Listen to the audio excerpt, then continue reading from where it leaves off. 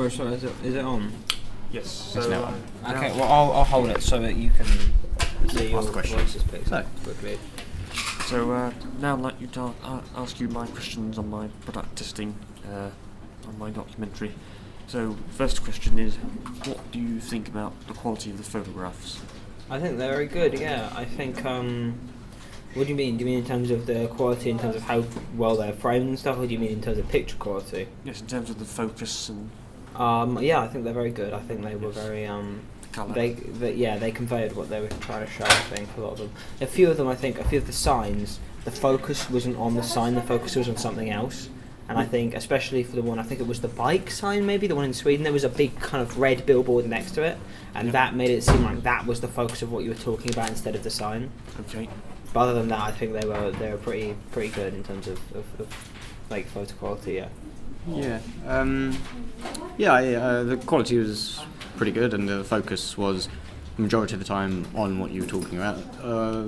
As Josh said, the road signs sometimes were kind of, moved to the side. It might have helped if you, in the podcast, maybe mention kind of, and now on the left of this image. So if you were recording the podcast maybe after you strung the images together, or at least had a rough idea of when the images were going to be showing up, then you might have been able to say, like, on the left side of this image, you could have mentioned, like, and then just kind of verbally move the focus over to, like, wherever you were going to be talking about next. So that probably would have been the best idea for that. Or you could have even put like arrows in, maybe.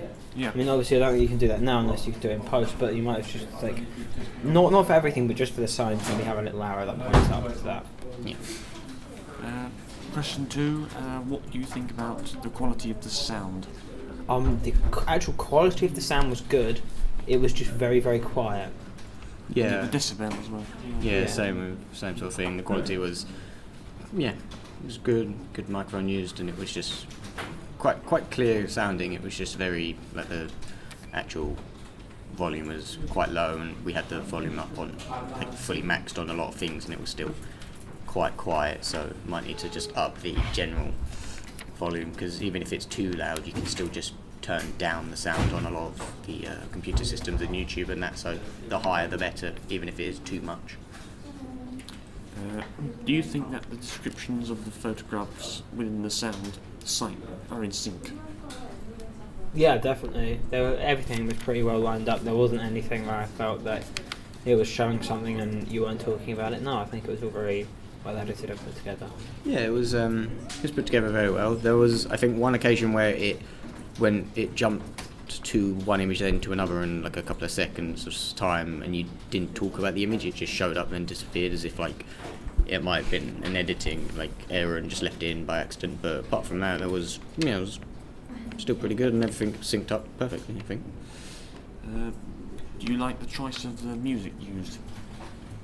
Yeah, I think the music we used was was very appropriate, and especially at the start and at the end, you had it loud as more of an introduction to the podcast, just to kind of settle the mood and that, and then it kind of dimmed down for when you actually started to speak in it. So yeah, it was very good. Yeah, I liked it. It was very kind of Scandinavian sounding. I think it captured what you were talking about very well. Complemented that. Did the subject interest you at all? Yeah, it definitely did. I think it's very interesting. I mean, I've never been to places like that, but I feel like it's a good little insight into what things are like over there. I really found it quite interesting. Yeah. Yeah, I've never been to Scandinavia myself, but I've had quite an interest in, especially Sweden, because it's just like, I feel like it's quite a nice country. But yeah, it was interesting. It was, good to see the kind of comparisons and differences from England and any the Scandinavian countries. So yeah, it was different. What are the things that you like most about the documentary in your own words? I like how it contrasted very similar things from Sweden and Denmark and Chelmsford. How you would see like the kind of formal buildings in Sweden, and you would see them in Chelmsford with like the bike ranks and stuff. I think that was very good because it showed how different things are over there. It was very kind of visual, and it very informed upon it quite well. Yeah, I think the fact that there was pictures from both sides, from kind of in Scandinavia and then in Chelmsford and England were quite good because it allowed you to visualise kind of Chelmsford, because you could be talking about something in Scandinavia and then people might kind of in their own head, if there wasn't an image, kind of think of something, but it might not be what you want them to think about. So showing images of Chelmsford and the bridges and then Scandinavia and the bridges worked quite well in kind of showing what people wanted to see and what should be seen, to kind of understand similarities and differences between them both. What was your initial reaction to the documentary when you started watching it? I like the opening. I liked how you went on and you talked about kind of the process behind it. I liked it. No, I think it was very well edited. I think it was just the sound for me. I was just struggling to get the sound up to a place where I could hear it quite well. Yeah, my initial reaction was that it like the intro music was very fitting, and I thought like, oh, it's quite good, and then the images started to move around, and I was like, yeah, it's like good. You've got like different images, and it's not like you're stuck with one sort of image for a long period of time. You generally change the image when you change subject, which was quite good. But yeah, same with Josh. Really, the sound just needed to be adjusted to maybe be a bit louder, but that's pretty much all that was bad. What are the things that you would like to see improved in it? Again, I know I keep going on about this, but I think it is just the audio. I think it needs to be louder. Yeah. And maybe also what I was saying about how you should probably have some kind of visual cue to highlight what it is you're talking about, unless it's a really obvious one, like the one of the statue or of the building. If it's like something in a long street and you're pointing at one thing, like the architecture or the bikes or something by the street, you should have like a little arrow or maybe like a circle around what you're talking about.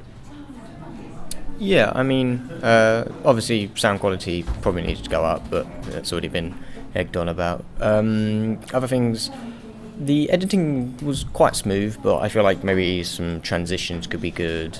Kind of breaks up, maybe lengthens it a little bit, just makes it more professional in a way if you had like some sort of transition between them. And yeah, sort of a lot of the images did work when you were talking about them. It was quite easy to find kind of what you were talking about, where you were talking about, but there was the odd few images where like something might have been right over in like one side or kind of smaller in the image, and there's a lot more to see in the image, but it would be probably beneficial to maybe highlight them with some sort of arrow, or just maybe zoom in on the image and then kind of pan around it. If you did more editing, you could kind of start off in the bottom left where maybe there was like bikes to talk about, and then you kind of slowly pans up towards like the road sign that you then talked about, and it just kind of moves the focus of the whole image, but it's just structured better in a way. How likely would you be to recommend it to a friend? Probably I'd say quite likely actually. It's a very unique piece. I think it's compared to what most people are doing. I think it's something different, it's something interesting. So yeah, I would probably recommend it to someone. Yeah, I think if I knew someone that wanted to go to Scandinavia or one of them countries and wanted to kind of maybe go there for sightseeing, I think it'd be good to recommend it to them, just to kind of show them what's different and what's like similar, to kind of maybe get them to understand if they do want to go or not, if in the sense that they might only want to go because of the differences, or because maybe it's very like similar in the sense like they want to go because it's something new or it feels like home in a way, and it's just it's good to recommend someone if they actually would want to go to Scandinavia at all.